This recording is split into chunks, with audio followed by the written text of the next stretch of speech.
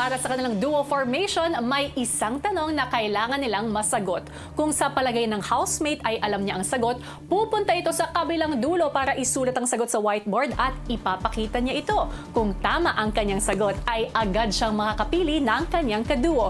Kung mali naman ay babalik siya sa dulo ng pila at sasagot naman ang kanyang kasunod. Dahil sina Heath at Miguel na ang magkaduo, hindi na sila lalahok sa task na ito.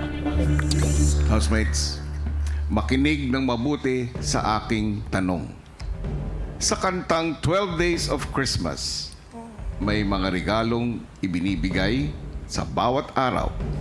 Ang tanong, on the 12th day, ilang regalo ang ibinigay ng true love?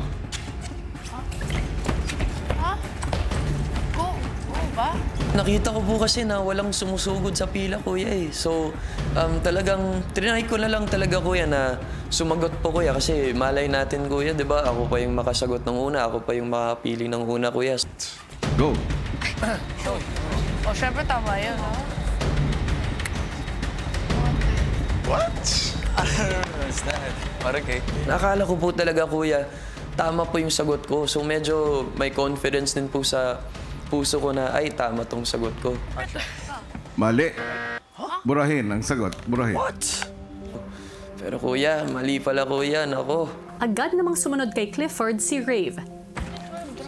On the 12th day, So naisip ko, baka kailangan maging specific kung anong 12. ilang regalo ang ibinigay ng true love?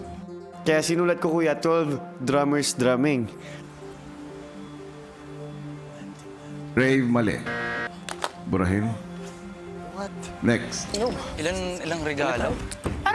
Nahirapan po, kuya. At first, nalilito po ako kung ano ba yung ipa-plus ko, kung ano ba yung aanuhin ko. Kasi alam ko na lang para hindi na maiwan dito. Oo. Anton, mali. Ilang housemate na ang sumunod at tila hirap pa rin ang lahat na makuha ang tamang sagot. Mali. Crystal, mali. Kuya, nung pumila ako, na-realize ko po na ang tanong po ay ang total amount of gifts na binigay ng true love. Joaquin. Tama. Sobrang na-excite ako na ako yung pinakauna na tamang sagot at ako yung unang makakapiling ng duo. Joaquin, Ilan? 58. pumili. Kuya, ang duo na pinipili ko ay si Caprice!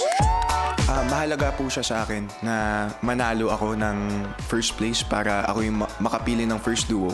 Gusto ko talaga piliin si Caprice kasi sobrang galing niya pong gumawa ng chores. Napakabait po siya. Samahan na sina Miguel at Heath. Sobrang thankful po kay Joaquin. Dahil magaling din po talaga si Joaquin sa tasks ko yan. At nakita ko rin po yung dedication niya po sa mga ginagawa niya.